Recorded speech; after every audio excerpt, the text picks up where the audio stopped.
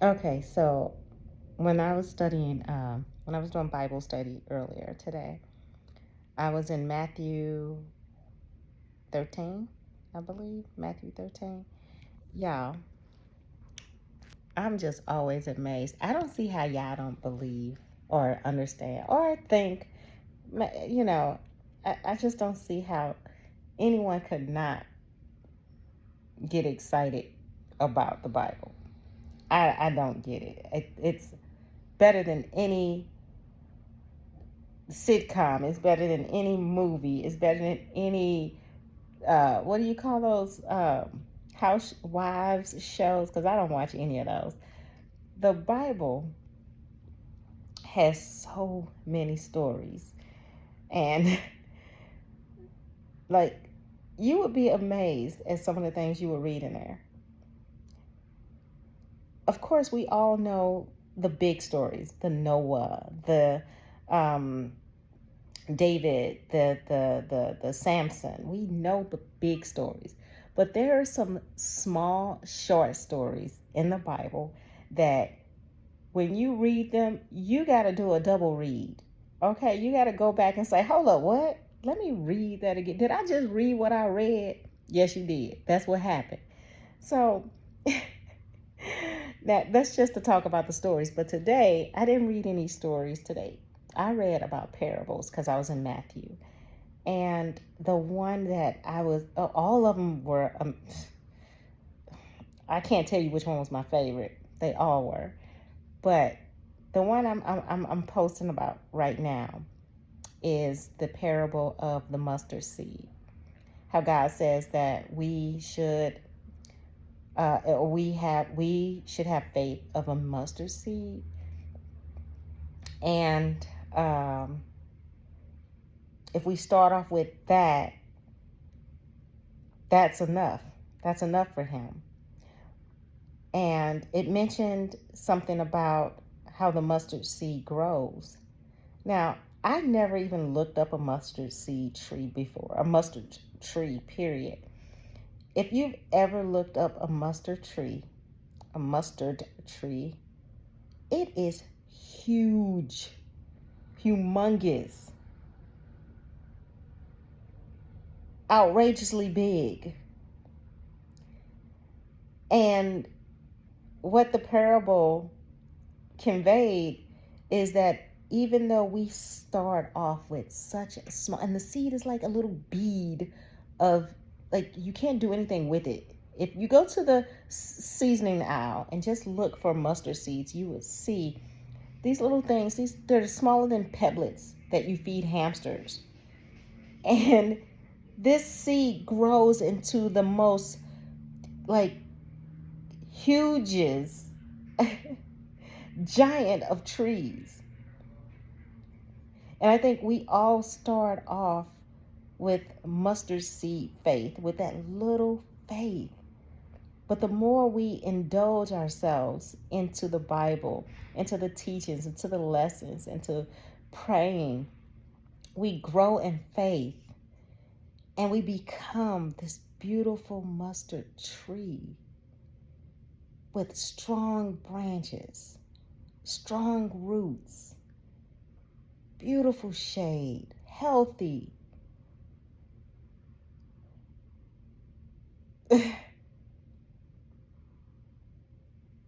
It's just wow. I can't be the only one. I know I'm not the only one that just truly gets so sentimental about the stories in the Bible. Another thing, who this is another thing. I was thinking about this the other day. Why?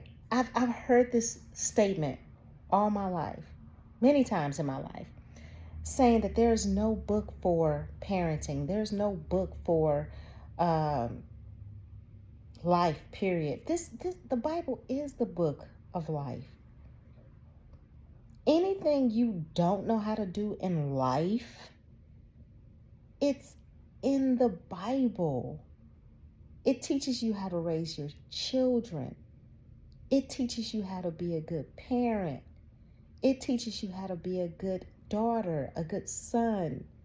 It teaches you how to be a great friend, a good husband, a bad husband, a good wife, a bad wife. Yes, there are there there's no one without the other.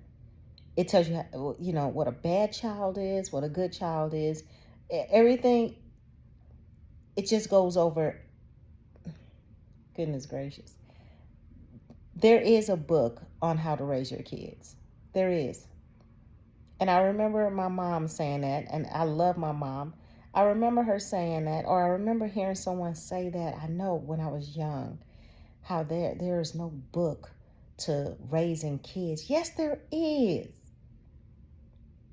There are sections in the Bible that tell you how to raise your children. Any situation or scenario that you think is not in the Bible, you're wrong. It's in the Bible. It's there. Plain sight. You just got to open it. There are some Bible guides that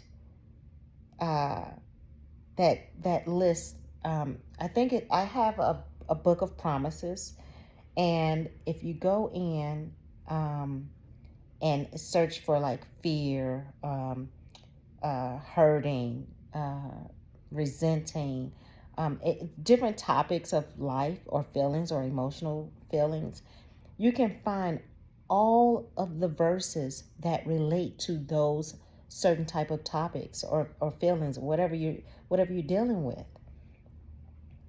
The Bible may be very intimidating for a lot of people, and I understand why, because I felt that at one point.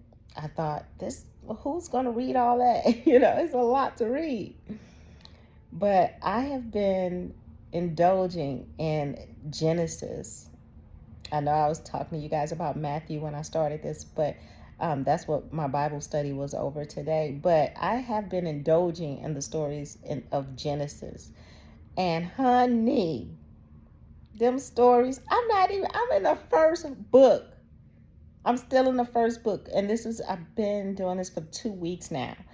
And I can't, it's some stories in there that turn any soap opera into just cereal. That's some cereal. Okay, you want a hot breakfast? Go to the Bible and read Genesis. Okay, you're going to have some real life-changing dramatized situations up in Genesis, honey. Okay? you I I enjoy it, and it's a lesson at the same time. We think the things that we have been dealing with here on earth and what the Bible has inside, we think that they are not the same. Honey, we aren't doing anything that has not been done that's printed in that in that Bible. And that Bible was written hundreds, thousands of years ago. Nothing we are doing on earth is brand new. Nah. Nope. It's been done before. And if you open that book, I promise you, you're going to find it. You're going to find a situation that matches something that you're probably dealing with right now today. Of course, it's going to be a little tweak because those times were different. Of course, they didn't have the internet. They didn't have certain terms that we use right now. But the situation, the principle of whatever the matter is, it's in there. I encourage you, open that book up. Get some of that tea. Go ahead, get some of that tea out that book. Some of the greatest stories ever told.